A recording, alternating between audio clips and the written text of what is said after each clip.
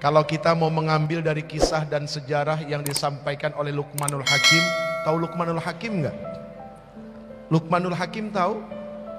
Namanya ada di Quran loh. Ya, namanya ada di Quran, surat Luqman. Kalau ada manusia yang namanya diabadikan di dalam Quran cuma dua, kalau nggak luar biasa, kalau nggak burengsek abis-abisan. Firaun contohnya. Nah, ente mau nggak namanya diabadikan dalam Quran? Quran yang baru, berarti lebih nggak bener lagi. Karena Quran baru. Quran barunya juga nggak bener, apalagi nama kita ada di situ. Wah, udah kacau, nggak ada yang beres. Luqmanul Hakim itu kulitnya hitam.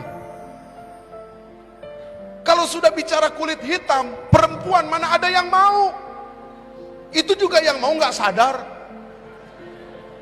karena kepentok kepalanya. Kulitnya hitam, namun dari lisannya keluar kata-kata hikmah yang sangat luar biasa. Salah satunya adalah apa? Wahai anakku, ketika engkau melakukan sesuatu yang menurutmu baik dan dalam pandangan Allah baik, terus saja kamu berjalan, nggak usah peduli apa yang orang katakan. Anaknya bingung. Jelas?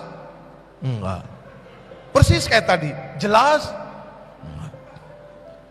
Akhirnya dikasih contoh sama bapaknya, bawa keledai, bawa kuda kecil. Bapaknya yang naik, anaknya yang nuntun. Sampai di satu kampung, orang kampung bilang apa? Ini bapak nggak punya rasa kasihan sama anaknya.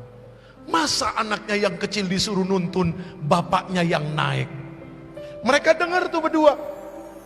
Begitu lewat dari kampung itu, turun bapaknya, anaknya yang naik. Coba dengerin pendapat mereka. Jalan lagi, masuk ke satu kampung. Ternyata kampung ini berbeda pendapat. Apa yang mereka bilang? Dasar anak durhaka, kurang ngajar. Bapaknya disuruh nuntun, anaknya naik. Anak dari mana kayak udahlah, pokoknya bahasanya macam-macam. Keluar dari kampung itu, akhirnya turun dua-duanya. Kudanya ditarik, nggak ada yang dinaikin sama sekali. Lewat satu kampung, ternyata kampung ini berbeda lagi pendapatnya. Apa itu kampung bilang? Orang nggak tahu diri, masa bawa kuda nggak ditaikin sama sekali? Mau ngapain? Cuma dituntun-tuntun aja. Oh ya sudah, keluar dari kampung, dua-duanya naik, dua-duanya naik. Begitu masuk satu kampung lagi, orang kampung itu bilang apa? Dasar manusia tidak punya sifat kebinatangan. Masa kuda kecil dinaikin dua orang? Akhirnya turun, kesel Luqmanul Hakim, digendong itu kuda sama dia dibawa. Begitu sampai satu kampung, orang kampung bilang apa?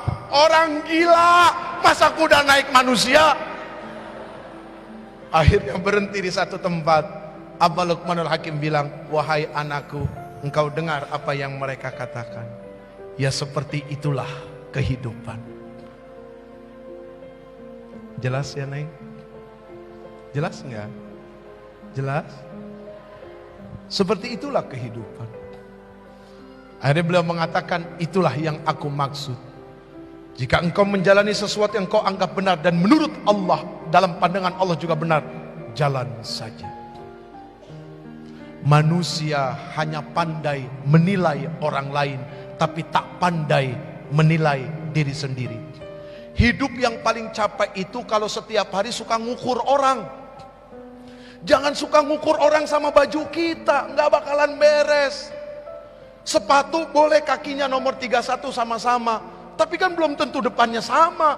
Ada yang lebar begini, ada yang begini kakinya, padahal nomor 31. Gak bisa kita ngukur orang pakai kesolehan diri kita. Sekarang ini banyak muncul panitia-panitia seleksi masuk surga. Muncul menganggap dirinya lebih baik, kelompoknya lebih baik. Yang tidak sama dengan dia neraka, yang tidak sama dia kafir. Ini bagaimana? Allah tidak buat panitia seleksi masuk surga. Enggak, Allah nggak butuh dan Allah nggak perlu. Cukup Allah saja.